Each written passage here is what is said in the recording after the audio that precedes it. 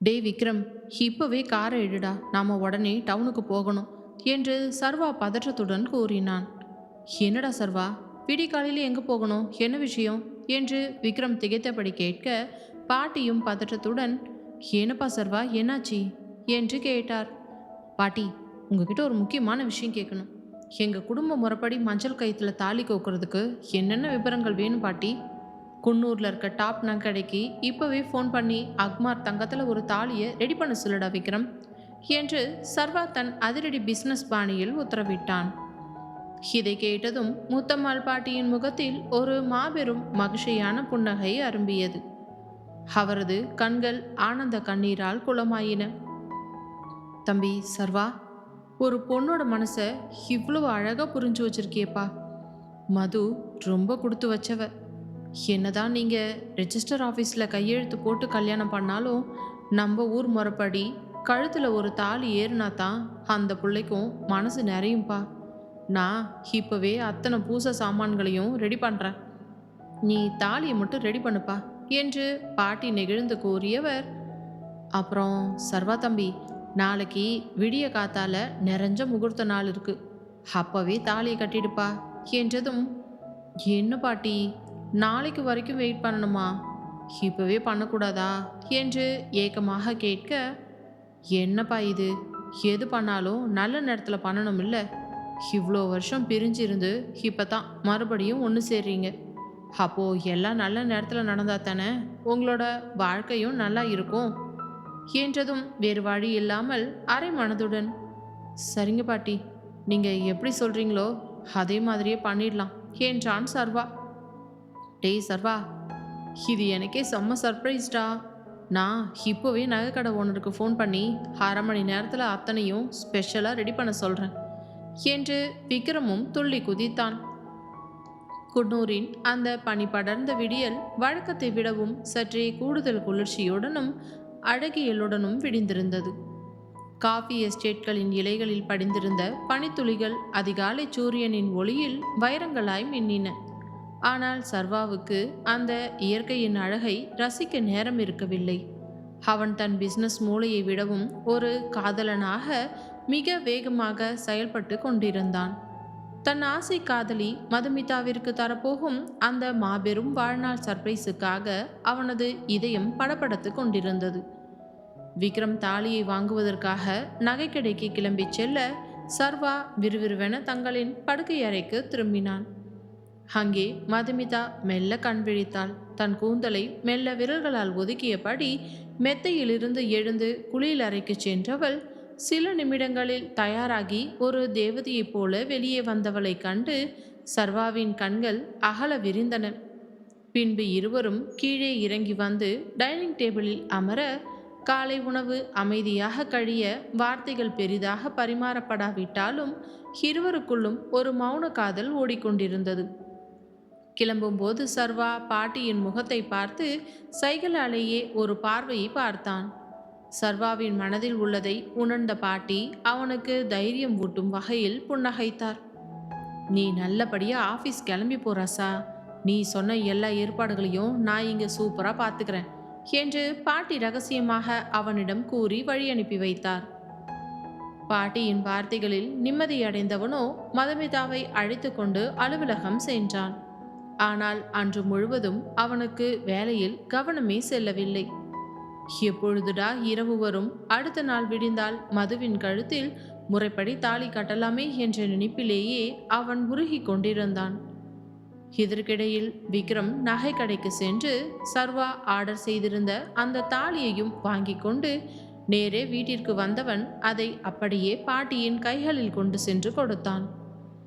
அந்த தாலியை பார்த்த உடனேயே பாட்டியின் கண்களில் ஆனந்த கண்ணீர் அரும்பியது.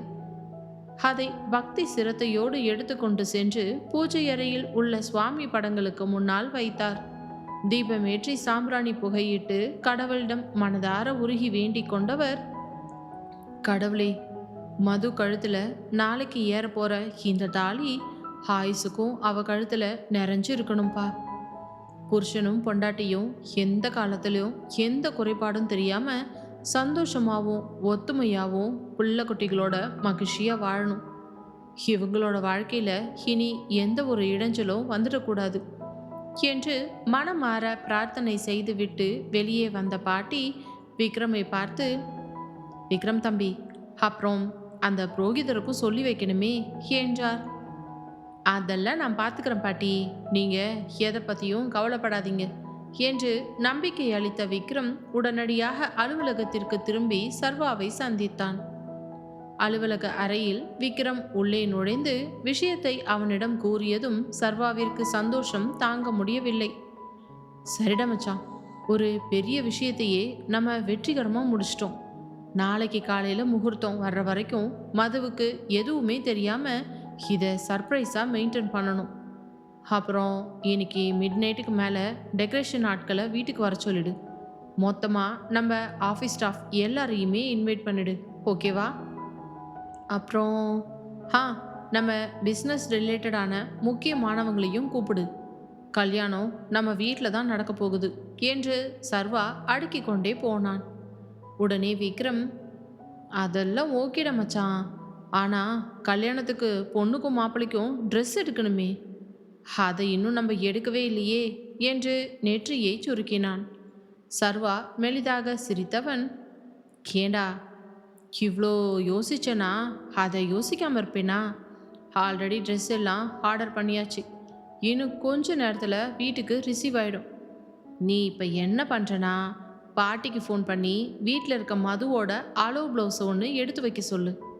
இன்னும் 1 மணி நேரத்துக்குள்ளே டெய்லர் வீட்டுக்கு வந்துடுவார். சாரியும் அதுக்குள்ளே டெலிவரி ஆகிடும். அங்கேயே உட்காந்து அவர் கடகடன்னு அவளுக்கு தேவையான ப்ளவுஸையும் ஸ்டிச் பண்ணி கொடுத்துட்டு போயிடுவார். அதுவும் இல்லாமல் ப்ளவுஸ்லாம் எப்படி இருக்கணும், என்ன டிசைன் எல்லாமே ஆல்ரெடி நான் சூஸ் பண்ணியே கொடுத்துட்டேன், ஓகேவா என்று பேசிக்கொண்டே போன நண்பனை விக்ரம் வாயை பிளந்தபடி ஆச்சரியமாக பார்த்து கொண்டிருந்தான். டேய் மச்சான், எப்படா இதெல்லாம் செஞ்ச? ஆனாலும் நீ அநியாயத்துக்கு ஃபாஸ்ட்டாக இருக்கடா டே என்று வியந்தான் விக்ரம். சர்வாவின் முகம் சட்டென்று தீவிரமானது. மது மனசில் ஏதோ ஒரு குற்ற உணர்ச்சியோ இல்லை ஒரு கவலையோ இருக்குதுன்னா அதை உடனே நிவர்த்தி செய்ய வேண்டியது இந்த சர்வாவோட கடமைடா. அவள் வாயை திறந்து என்கிட்ட சொல்லலைனாலும் எனக்கு அவள் மனசை நல்லாவே புரிஞ்சுக்க முடியுது. அது மட்டும் இல்லாமல் அவள் இன்னுமே என்னை விட்டு விலகியே இருக்காடா. அது எனக்கு ரொம்ப கஷ்டமாக இருக்குது. இதுவே எங்கள் 2 பேருக்குமே முறைப்படி கல்யாணம் நடந்துருச்சுன்னா அந்த உரிமையில் அவளை நான் தைரியமாக தொடலாம். அவளும் என்கிட்ட நெருங்கி வருவாள்ல என்றான் ஏக்கத்துடன். டேய் மச்சான், நீ என்னடான்னா புள்ளைய பேத்துட்டு ஃபர்ஸ்ட் நைட் பிளான் பண்ணுறதுக்கு பண்ணிக்கிட்டு இருக்கடா என்று விக்ரம் கலாய்த்தான்.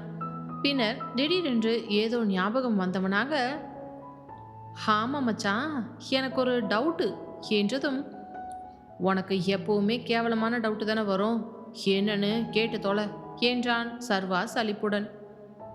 இதெல்லாம் ஓகே தான், ஆனால் இந்த ரித்து ரகசியம் இது எப்படா நடந்துச்சு, எங்களுக்கே தெரியல என்று விக்ரம் கண்ணை சிமிட்டினான். உடனே சர்வாவின் முகம் வெட்கத்தில் சிவக்க, டேய் அடிச்சு மூஞ்சி முகரையெல்லாம் உடச்சிடுவேன், மரியாதைக்கு இங்கிருந்து கிளம்பி ஓடிடு என்று மிரட்டினான். டேய் மச்சான், இதை தெரிஞ்சுக்கலன்னா என் மண்டையே வெடிச்சிடும்டா, ப்ளீஸ் ப்ளீஸ் எனக்கு மட்டும் சொல்லுடா என்று விக்ரம் அவனிடம் கெஞ்சினான். சரியான கருமம் பிடிச்சவன்டா நீ. அட என்ன மச்சான், நாமெல்லாம் ஃப்ரெண்ட்ஸு தானே, நம்ம ஒன்றுக்குள்ள ஒன்று மாதிரி. எனக்கு தெரியாமல் உன் வாழ்க்கையில் அப்படி என்ன ரகசியம் இருந்துட போகுது, சொல்லுடா மச்சான் ப்ளீஸ். இப்போ நீ மரியாதையே வெளியே போறியா, இல்லை இந்த பால்கனி வழியா உன்னை தூக்கி கீழே போடவா என்று சர்வா கைகளை காட்டினான். பரவாயில்ல, நீ என்ன கொலையே பண்ணாலும் பரவாயில்ல, இந்த விஷயத்தை தெரிஞ்சுக்கிட்டு தான் நான் செத்து போவேன். நீ சொல்லாத வரைக்கும் இந்த இடத்த விட்டு நான் நகரவே மாட்டேன் என்று பிடிவாதமாக அங்கிருந்த சோஃபாவில் வந்து அமர்ந்து கொண்டான் விக்ரம். சரியான இம்சை பிடிச்சவன்டா நீ. எனக்கு எவ்வளோ வேலை இருக்குது, இந்த நேரத்தில் வந்து இப்படி உட்காந்துக்கிட்டு என் உயிரை வாங்குற. மது இப்போ ஒரு மீட்டிங்க்கு போயிருக்கா, அவள் வந்தால் என்ன நினைப்பா என்று சர்வா தலையில் அடித்து கொண்டான். அவெல்லாம் ஒன்றும் நினச்சிக்க மாட்டா மச்சான், அவள் வர்றதுக்குள்ள நீ சட்டுன்னு சொல்லு, இப்படி சுற்றி வளைச்சி பேசிட்டு இருக்கிற டைம் தான் இங்கே வேஸ்ட் ஆகுது என்று விக்ரம் அவசரப்படுத்தினான். வேறு வழியின்றி தலையில் அடித்து கொண்ட சர்வா, கருமம் பிடிச்சவனே, வா என்னோட பர்சனல் ரூமுக்கு வந்து தொலை என்று அவனை அழைத்து கொண்டு சென்றான். விக்ரமும் அந்த பரம ரகசியத்தை தெரிந்து கொள்ளும் அவளில் வேகமாக அவனுக்கு பின்னாலேயே ஓடினான். இருவரும் உள்ளே சென்றதும் அந்த அறையின் கதவுகள் பலத்த சத்தத்துடன் லாக் செய்யப்பட்டன. தன் பர்சனல் அறைக்குள் விக்ரமை சீக்கிரமாக அழைத்து சென்ற சர்வா கதவை டக்கென்று லாக் செய்துவிட்டு அங்கிருந்த பெரிய ஜன்னல் ஓரம் சென்று நின்று வெளியே வேடிக்கை பார்த்தபடி மௌனமாக நின்றிருந்தான். அவனது இந்த மௌனத்தையும் திடீரென்று அறைக்குள் கூட்டி வந்ததையும் பார்த்த விக்ரமிற்கு ஆர்வம் தாங்கவில்லை. அவன் சர்வாவின் அருகில் ஓடி வந்து அவனது தோளை பிடித்து உலுக்கினான். என்னடா சர்வா, இவ்வளோ தூரம் வா, உன்கிட்ட உண்மையை சொல்றேன்னு கூட்டிட்டு வந்துட்டு கடைசியில் இப்படி ஜன்னல் வழியாக வேடிக்கை பார்த்துக்கிட்டு நிற்கிற? சீக்கிரம் சொல்லுடா, இல்லைனா எனக்கு மண்டையே பிச்சுக்கும் போல இருக்கு.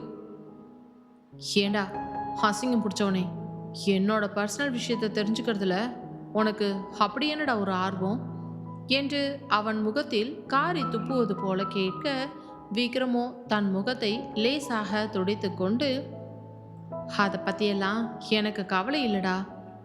எப்படி உங்க 2 பேருக்குள்ள அது நடந்துச்சு? எனக்கு அது மட்டும்தான் இப்போ தெரியணும். அதை முதல்ல சொல்லுடா என்று தன் ஆவலை அவனிடம் கொட்டினான். சர்வா ஜன்னல் கம்பிகளை பற்றி கொண்டு ஒரு பெருமூச்சு விட்டவன், சரி சரி சொல்லி தொலைக்கிறேன். எனக்கும் யார்கிட்டையாவது இதை சொன்னா மனசுல கொஞ்சம் ரிலாக்ஸ் ஆன மாதிரி தான் இருக்கும். நம்ம காலேஜ் முடிஞ்சதுக்கப்புறம் நான் இங்கிருந்து மேல் படிப்புக்காக லண்டன் கிளம்பி போனேன், ஞாபகம் இருக்காடா என்றான். அதான் எங்க எல்லாருக்கும் தெரியுமேடா. நீ லண்டன் போனதுக்கு அப்புறம் தானே இங்கே இவ்வளோ பெரிய பிரச்சனைய உங்கள் 2 பேத்துக்குள்ளே நடந்திருக்கு. ஆனால் அதுக்கு நடுவில் உங்கள் 2 பேருக்குள்ளேயும் சம்திங் எப்படி நடந்துச்சு அதை சொல்லு முதல்ல என்று விக்ரம் அவசரப்பட்டான். சர்வாவோ அவனை கோபமாக முறைத்து, அதை தாண்டா சொல்ல வர்றேன், கொஞ்ச நேரம் உன் வாயை பொத்திக்கிட்டு கேளு. இப்படியே அவசரப்பட்டு குறுக்க பேசிக்கிட்டு இருந்தினா நான் ஒன்றுமே சொல்ல மாட்டேன் என்று அதட்டினான். சர்வாவின் கோபத்தை பார்த்த விக்ரம் பதறி போய், சரி சரி நான் ஒன்றும் கேட்கல, நீயே சொல்லுடா என்று தன் வாயில் கை வைத்து அமைதியாக நின்றான்.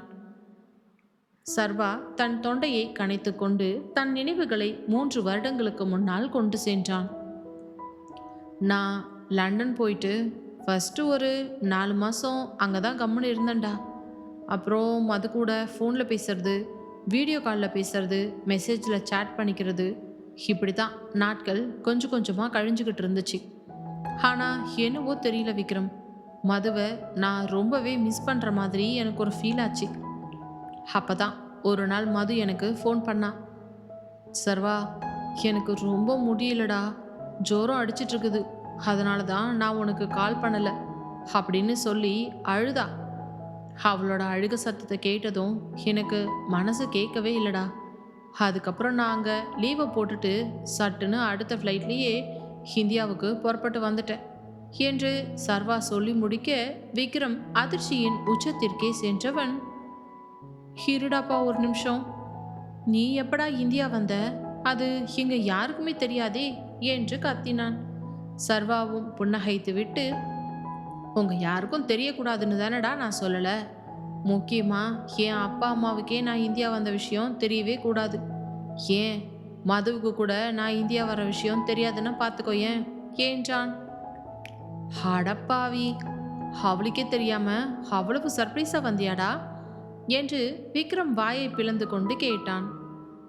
ஆமாடா விக்ரம், என் மது உடம்பு முடியாம அப்படி துடிச்சுக்கிட்டு இருக்கும்போது என்னால் அங்கே எப்படிடா நிம்மதியாக இருக்க முடியும்? அதான் அவளை பார்க்கறதுக்காக உடனே கிளம்பி வந்துட்டேன் என்று சர்வா தன் காதலின் ஆழத்தை கூறினான். வெரி இன்ட்ரெஸ்டிங், அப்புறம் என்ன நடந்துச்சுடா என்று விக்ரம் மீண்டும் வாயை பிளந்து கொண்டு கேட்டான். தன் நண்பனை ஒரு கேவலமான பார்வையால் பார்த்த சர்வா மீண்டும் தொடர்ந்தான். அதுக்கப்புறம் நான் இந்தியா வந்து ரீச் ஆனதும் நேராக சிட்டியை விட்டு அவுட்டரில் ரொம்ப ஒதுக்குப்புறமா இருக்கிற ஒரு ஹோட்டலில் போய் தான் ரூம் எடுத்தேன். ஏன்னா நான் இங்கே வந்திருக்கிறது யாருக்கும் தெரியக்கூடாதுல்ல. சிட்டிக்குள்ளே நான் இருந்தேன்னா கண்டிப்பாக நீங்கள் யாராச்சும் என்னை பார்த்துருவீங்க. அப்படியும் இல்லைன்னா என் அப்பா அம்மாவுக்கு கண்டிப்பாக இந்த விஷயம் தெரிஞ்சிரும். நான் வர்றதும் தெரியக்கூடாது, போகிறதும் தெரியக்கூடாது. அப்படிங்கிற ஒரே காரணத்துக்காகத்தான் அந்த இடத்துல இருக்கிற ரூமில் ஸ்டே பண்ணியிருந்தேன். அதுக்கப்புறம் மதுவை எப்படி போய் பார்க்கறதுன்னு எனக்கு ஒன்றுமே தெரியலடா. ரொம்ப நேரமாக யோசிச்சு குழப்பி, சரி அவகிட்டயே ஃபோன் பண்ணி கேட்டுருவோம்னு நினச்சி அவளுக்கு ஃபோன் அடித்தேன். அவளும் ஃபோன் எடுத்து பேசினா. "ஏய் சர்வா, என்னடா இந்த நேரத்தில் கால் பண்ணியிருக்க?" என்று கேட்க, நான் உடனே, "மது, உனக்கு உடம்பு பரவாயில்லையாடி? ஜுரம் தேவலாமா?" என்று கேட்டான். அவளும், "பரவாயில்லடா, எனக்கு கொஞ்சம் பெட்டர் தான்" என்றாள். "சரி மது, அப்புறம் வேற என்னடி பிளான்?" என்று எதுவுமே தெரியாதது போல கேட்க, "பிளான் எல்லாம் ஒன்றும் இல்லை சர்வா. வீட்டில் சும்மா போர் அடிக்கிற மாதிரி இருந்துச்சு. அதான் பக்கத்தில் இருக்க கோவிலுக்கு கிளம்பி வந்திருக்கேன்" என்றாள். "ஓ, அப்போ கோவிலில் தான் இருக்கியா?" என்று கேட்க, "ஆமாண்டா சர்வா, நீ சீக்கிரமாக உன்னோட படிப்பை முடிச்சுட்டு வந்ததுக்கப்புறம் நம்ம 2 பேருக்கும் எந்த விதமான பிரச்சனையும் இல்லாமல் நல்லபடியாக கல்யாணம் நடக்கணும்னு இவ்வளோ நேரம் நான் அந்த சாமி கிட்ட மனசார வேண்டிக்கிட்டு இருந்தேன்" என்று கூற, அந்த வார்த்தையை அவள் சொன்னதை கேட்டதும் சர்வாவின் மனதுக்குள் ஏதோ ஒன்று செய்தது. "சரிடி, அப்படின்னா எனக்கு ஒரு உதவி செய்றியா?" என்று கேட்டான். "அட சொல்லுடா, என்ன செய்யணுமோ சொல்லு. அதை விட்டுட்டு என்ன செய்வியா செய்ய மாட்டியான்னு கேட்டுக்கிட்டு இருக்க" என்றாள். "சரிடி, ஒரு முக்கியமான ஆள் இருக்கார். நீ போயிட்டு நேரில் எனக்கு பதிலாக அவரை மீட் பண்ணி பேசணும்" என்றான். "அப்படி யாருடா என்னை போய் மீட் பண்ண சொல்ற? முதல்ல யார் அவரு?" என்று மது ஆச்சரியமாக கேட்க, "நீ முதல்ல நான் அனுப்பி வைக்கிற லொக்கேஷனுக்கு போய் சேருடி. அங்கே போயிட்டு எனக்கு கால் பண்ணு. என்ன பண்ணணுன்றத நான் சொல்கிறேன்" என்றான். "என்னடா, யாரு என்னன்னு எதுவுமே தெரியாது, அவங்கள போய் என்னை பார்க்க சொல்கிற" என்று மது தயங்க, "என்ன மது, அப்படி யாரும் முன்ன பின்ன தெரியாதவங்க கிட்ட உன்னை நான் அனுப்பிடுவேனா? என் மேலே நம்பிக்கையை வச்சு கிளம்பி போடி" என்றான் அத்தனை உரிமையோடு. "என்ன சர்வா, நான் உன்னை நம்பாமல் வேற யாரை நம்ப போகிறேன் சொல்லு. சரி, நான் ஒரு 10 நிமிஷத்தில் கிளம்புறேன்" என்று கோவிலை விட்டு வெளியே வந்துட்டு உனக்கு கால் பண்ணுறேன் சரியா என்றாள். "அப்புறம் மது, வீட்டில் யார்கிட்டையும் சொல்லாத, ஃப்ரெண்ட்ஸை பார்க்க போகிறேன்னு மட்டும் சொல்லிட்டு வா" என்றதும் அவளும் உடனே, "சரிடா, அதுவும் இல்லாமல் அப்பாவும் அம்மாவும் ஒரு ஃபங்க்ஷனுக்காக வெளியூர் போயிருக்காங்க. எப்படி இருந்தாலும் அவங்க நாளைக்கு தான் வருவாங்க. ஸோ நோ ப்ராப்ளம்" என்றாள். "அப்போ ரொம்ப நல்லதா போச்சுடி" என்றான் நிம்மதியோடு. "என்னடா நல்லதா போச்சு?" என்று அவளுக்கு புரியாமல் கேட்க, "இல்லடி, நீ அவங்க கிட்ட பர்மிஷன் கேட்டு முடிக்க தேவையில்ல, அதுக்கு சொன்னேன். இன்னும் எவ்வளோ நேரம் இப்படியே பேசிக்கிட்டு இருப்ப? சீக்கிரம் கிளம்பி போடி" என்று அவளையே அவசரப்படுத்தினான். "சரி, என்னமோ சொல்ற, எனக்கு ஒரே குழப்பமா இருக்கு, நான் போறேன்" என்று போனை வைத்தவள் மீண்டும் ஒருமுறை சாமியை கும்பிட்டு விட்டு அங்கிருந்து வெளியே வந்து தனது காரை எடுத்துக்கொண்டு அவன் சொன்ன அந்த லொகேஷனை நோக்கி சென்று கொண்டிருந்தாள். குன்னூர் பங்களாவின் அந்த பர்சனல் அறைக்குள் ஜன்னல் கம்பிகளை பற்றி கொண்டு தன் கடந்த கால காதல் கதையை விவரித்து கொண்டிருந்த சர்வாவின் முகத்தில் இப்பொழுது அப்பட்டமான ஒரு இளமை துள்ளலும் குறும்பும் அரங்கேறத் தொடங்கியிருந்தது. அவனது அசைவுகளை வாயை பிளந்து கேட்டுக்கொண்டிருந்த விக்ரமை பார்த்து மீண்டும் தொடர்ந்தான் சர்வா. "டேய் விக்ரம், மது கோவிலை விட்டு காரை எடுத்துக்கிட்டு நான் சொன்ன அந்த அவுட்டர் ஹோட்டல் லொக்கேஷனை தேடி வர தொடங்கினாடா. ஆனால் அவளுக்கு மனசுக்குள்ள ஒரே குழப்பம். லண்டனில் இருக்கிற சர்வா எதுக்காக திடீர்னு ஃபோன் பண்ணி யாருன்னே சொல்லாமல் ஒருத்தரை மீன் பட்ட சொல்கிறான்னு அவளோட அந்த புத்திசாலி மூளை யோசிச்சுக்கிட்டே இருந்திருக்குது. கரெக்டாக 20 நிமிஷத்தில் அவளோட கார் நான் தங்கியிருந்த அந்த தனிமையான ஆடம்பரமான அவுட்டர் ஹோட்டல் வாசலில் வந்து நின்றுச்சுடா. கார் கதவை திறந்துட்டு அவ வெளியே இறங்கி வரும்போது ஹோட்டல் ரூம் பால்கனியில் மறைஞ்சு நின்று அவளை பார்த்த எனக்கு நெஞ்சு வெடிச்சு அப்படியே உறைஞ்சு போயிட்டேன்டா விக்ரம். என்று சர்வா சொல்லும் போதே அவனது கண்கள் அசாத்தியமான காதலில் விரிந்தது. விக்ரம் அவனது கையை பிடித்து, ஏண்டா அப்படி என்னடா பண்ணியிருந்தா அவ என்று மிகவும் ஆவலாக கேட்டான். டே விக்ரம், அவ அன்னைக்கு கோவிலுக்கு போயிட்டு அப்படியே என்னை பார்க்க வந்ததுனால ஒரு செம்மையான maroon colour silk cotton saree கட்டியிருந்தாடா. அந்த மெரூன் கலர் புடவைக்கும் அவளோட அந்த பால் நிற உடம்புக்கும் அப்படியே சும்மா கும்முன்னு ஒரு அக்மார் தமிழ்நாட்டு தேவதை மாதிரி வந்து நிற்கிறாடா. அது மட்டுமா, அவளோட அந்த நீண்ட கருத்த கூந்தல்ல தலை நிறைய மல்லிகை பூவும் வச்சிருந்தாடா விக்ரம். அந்த பூவோட வாசமும் அவளோட அந்த மெரூன் புடவையோட அழகும், அப்பாடா, அவ கார்ல இறங்கி ஹோட்டல் ரிசப்ஷன் நோக்கி நடந்து வரும்போதே அங்க இருக்கிற அத்தனை காத்தும் அவளை மட்டும்தான் சுத்தி வந்துச்சு. அவ நேராக ரிசப்ஷனுக்கு வந்து, எக்ஸ்கியூஸ் மீ, ரூம் நம்பர் 302 எங்கே இருக்கு என்று கேட்க, தேர்ட் ஃப்ளோர் மேடம், நீங்கள் நேராக லிஃப்டில் போகலாம் என்று கூற அவளும் லிஃப்டில் ஏறி 3வது மாடிக்கு வந்து என் ரூம் கதவுக்கு முன்னாடி வந்து நின்னான். அவளுக்குள்ள ஏதோ ஒரு புதுவிதமான பயமும் நடுக்கமும் இருந்திருக்கு. அவ மெதுவா தன் கைகளை உயர்த்தி கதவை டக் டக்குன்னு தட்டினாடா. நான் உள்ள அத்தனை சர்ப்ரைஸுக்கும் ரெடியா கதவுக்கு பின்னாடியே தான் காத்துக்கிட்டு இருந்தேன். அவ கதவை தட்டின அடுத்த வினாடி நான் கதவை பட்டுன்னு திறந்துட்டு அவ முன்னாடி வந்து நின்னேண்டா விக்ரம் என்று சர்வா மாபெரும் தில்லோடு கூறினான். விக்ரம் சீட்டின் நுனிக்கு வந்து, ஐயோ, அப்புறம் அவ என்னடா பண்ணா? நீ இந்தியால அவ முன்னாடி நிக்கிறத அவ கொஞ்சமாவது எதிர்பார்த்திருந்திருப்பாளா என்று கத்தினான். எங்க எதிர்பார்க்க போறா? லண்டன்ல இருக்கான்னு நினைச்ச அவளோட புருஷன், அவளோட காதல் இதோ இப்போ அவளோட கண்ணு முன்னாடி ஹோட்டல் ரூம் வாசல்ல ஜீன்ஸ் பிளான்ட், பிளாக் ஷர்ட் எல்லாம் போட்டுக்கிட்டு கைகளை தான் பாக்கெட்டுக்குள்ள வச்சுக்கிட்டு கெத்தா நின்று அவளை பார்த்து புன்னகைக்கிறத பார்த்ததும் மதுவோட முகம் அப்படியே ஷாக் ஆகி உறைஞ்சு போயிடுச்சுடா. அவளோட கையில் இருந்த ஹேண்ட்பேக் கூட நழுவி தரையில் விழுந்துச்சு. அவளால் சுத்தமாக நம்பவே முடியல. அவ கண்களை தொடச்சி பார்த்தா. சர்வா, நீ நீ எப்படி இங்க? நீ லண்டனில் தானே இருக்கணும்.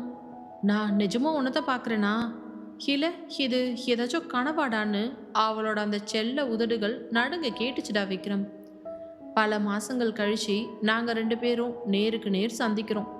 அவளுக்கு நான் சர்ப்ரைஸ் கொடுக்கணும்னு வந்தா அவ கட்டி இருந்த அந்த மெரூன் கலர் புடவையும் தலை நிறைய வச்சிருந்த பூவும் அவளோட அந்த கும்முன்னு இருக்கிற அழகும் எனக்கு ஒரு மாபெரும் சர்ப்ரைஸாக மாறி என் கட்டுப்பாட்டையே இழக்க வச்சிடுச்சுடா விக்ரம்.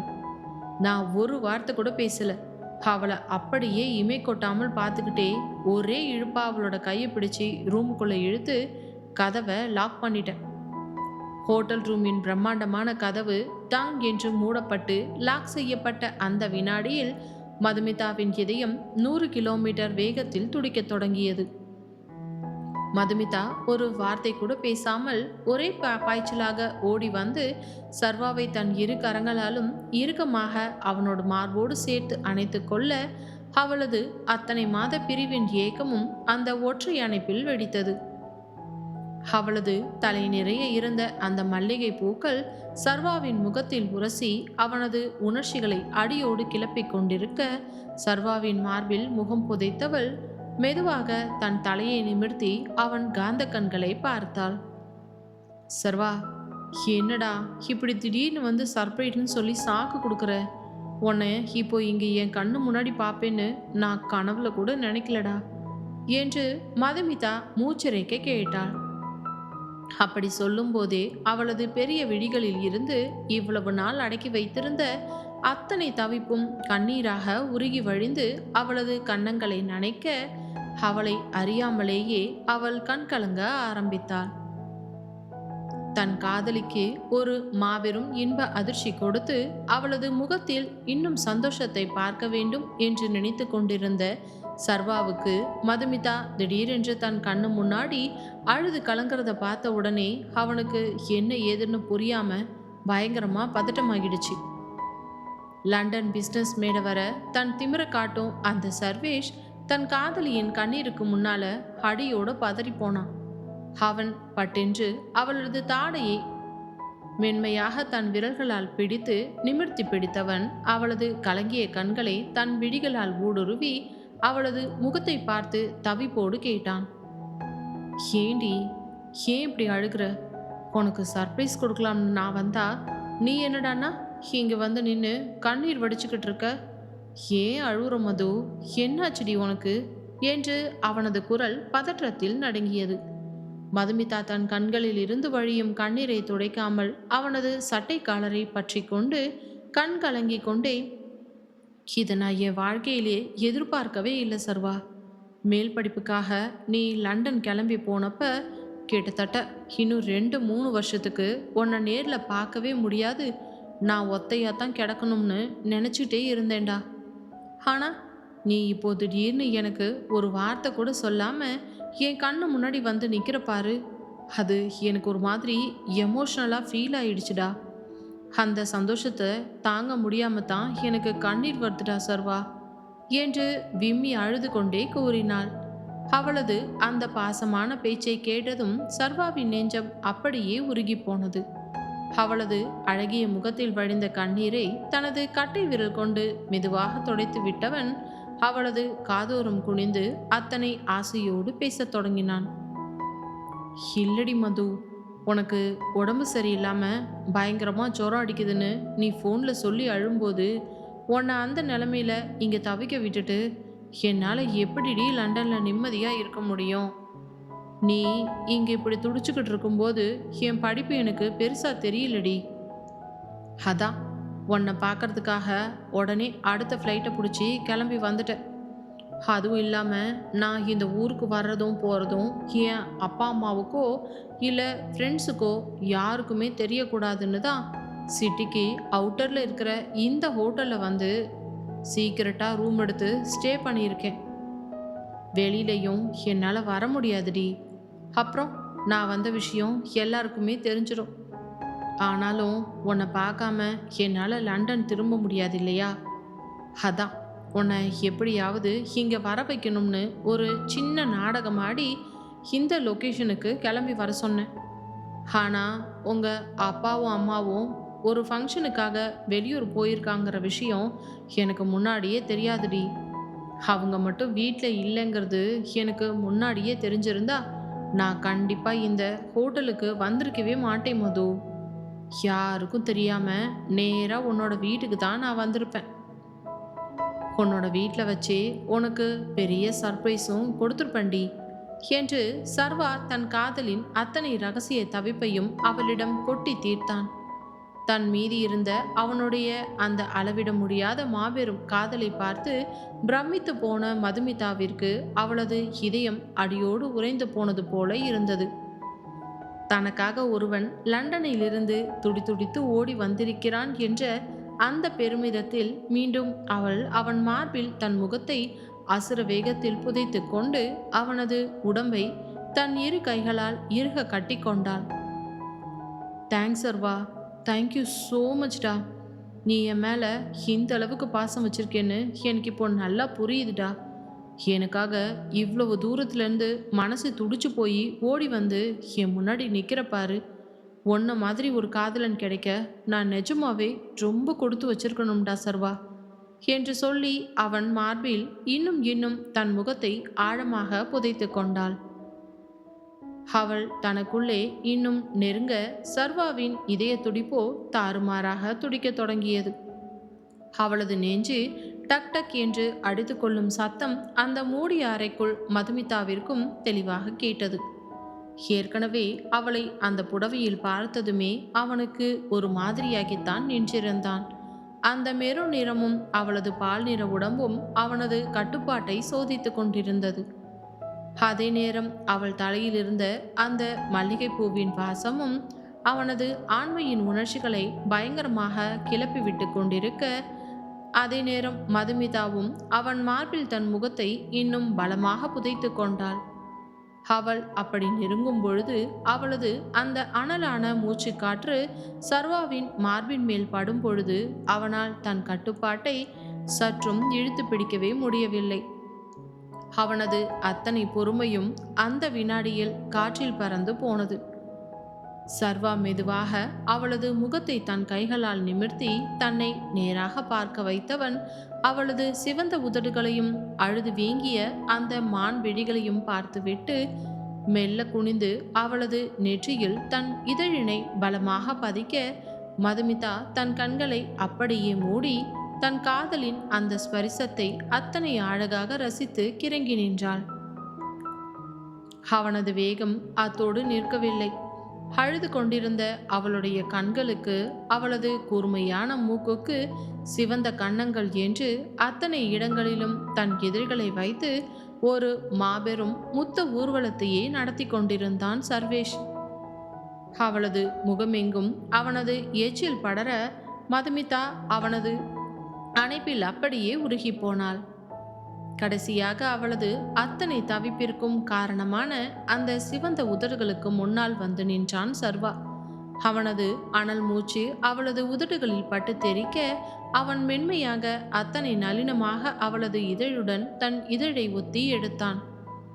அவளுடைய உதட்டின் அந்த மாபெரும் மென்மை அவனுக்குள் என்னவோ செய்ய, இன்னும் வேண்டும், அவளது ஒட்டுமொத்த உசுரையும் உறிஞ்ச வேண்டும் என்று அவனுக்குள் தோன்றியதோ என்னவோ.